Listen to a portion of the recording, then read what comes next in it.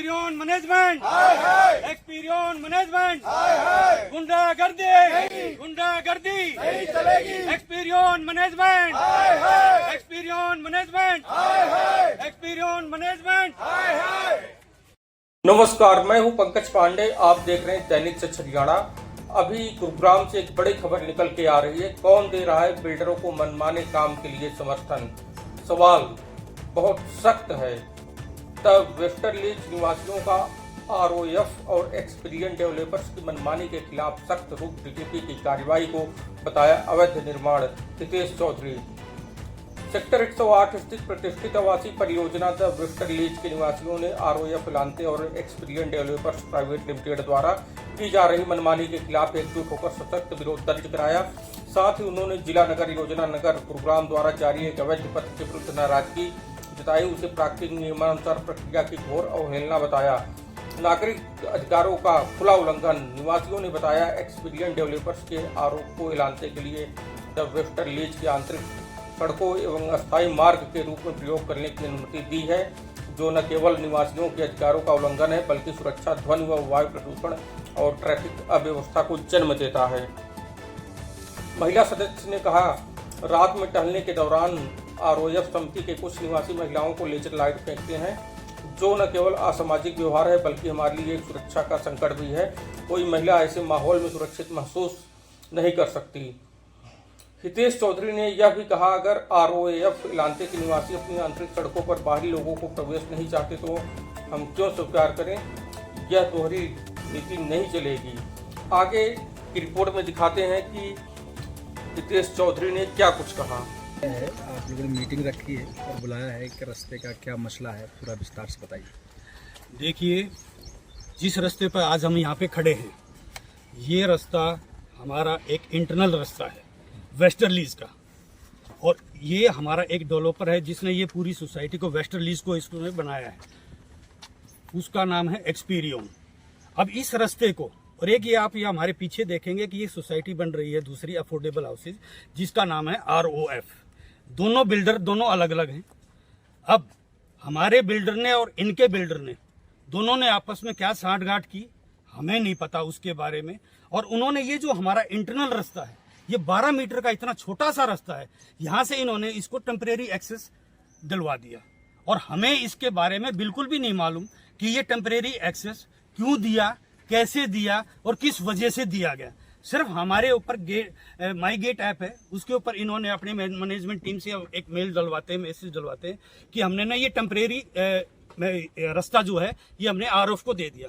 अब मेरा सवाल आप लोगों से ये है, इन मैनेजमेंट वालों से, कि भाई यहाँ पर तो हम भी रहते हैं भाई, हमें तो आज तक पता नहीं लगा।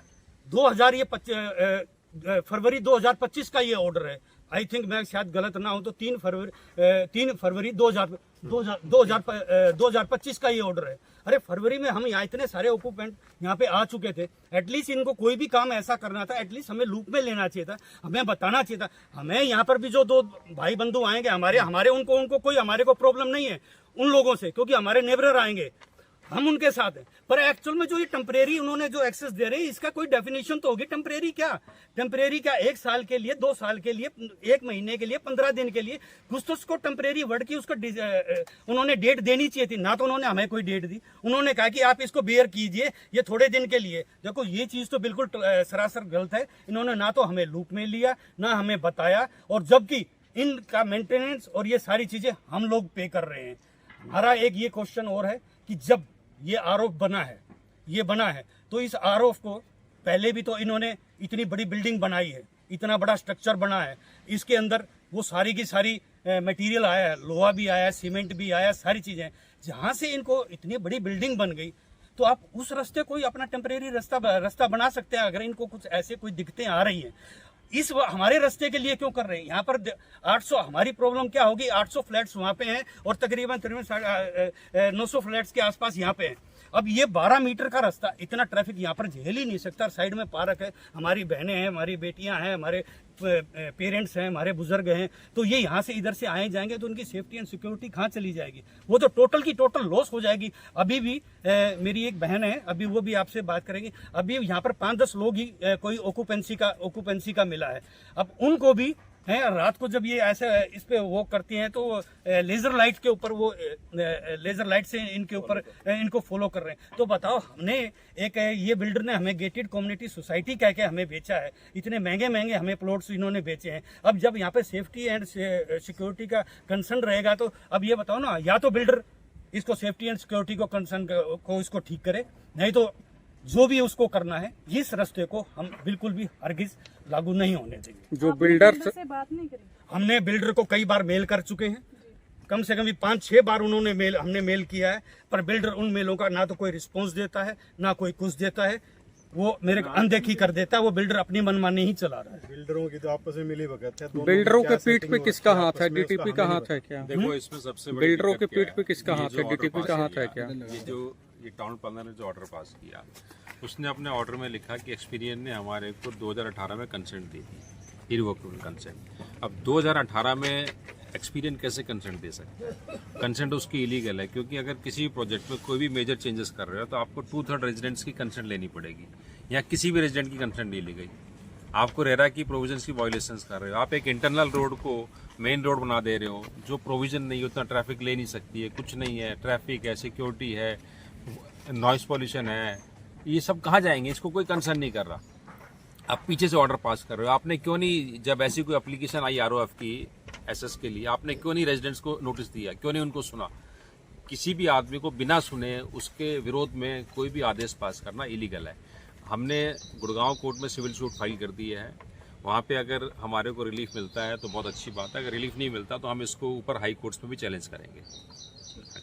इस विषय में क्या आप जिला उपायुक्त से मुलाकात हुई, बात चर्चा हुई? इसमें एसोसिएशन ने ऑलरेडी टाउन प्लानर को रिप्रेजेंटेशन दी थी। डीटीपी साहब से मिले इमीडिएटली थे। जैसे ये आया, जो ऑर्डर इनके संज्ञान में आया, तो एसोसिएशन ने उनसे मीटिंग की, उनको बताया, लेकिन उन्होंने रिप्रेजेंटेशन ले लिया, लेकिन उस पर मैं सविता हूँ, मैं यहाँ पे GT01 में रहती हूँ।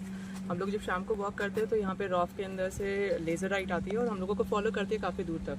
तो साथ में बच्चे भी होते हैं, हम लोग भी होते हैं, तो वो थोड़ा सा इनसिक्योरिटी पैदा करती है, क्योंकि अभी तो बहुत कम रेजिडेंट्स आए हैं। जब आ जाएंगे ज़्यादा और उनको एक्सेस यहाँ से भी मिल जाएगा तो मुझे लगता है यहाँ पे सिक्योरिटी के पर्पज़ से स्पेशली लेडीज़ एंड बच्चों के लिए बहुत ज़्यादा मुसीबत हो जाएगी। तो उनको यहाँ पे परमानेंट या टेम्प्रेरी एक्सेस नहीं देना चाहिए।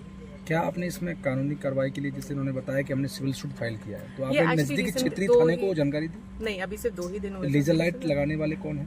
वहाँ पे एक सोसाइटी में कोई रेजिडेंट आया है, उस सोसाइटी वहाँ से लेजर लाइट आ रही थी, वो हमें नज़र आ रहा था कि उस घर से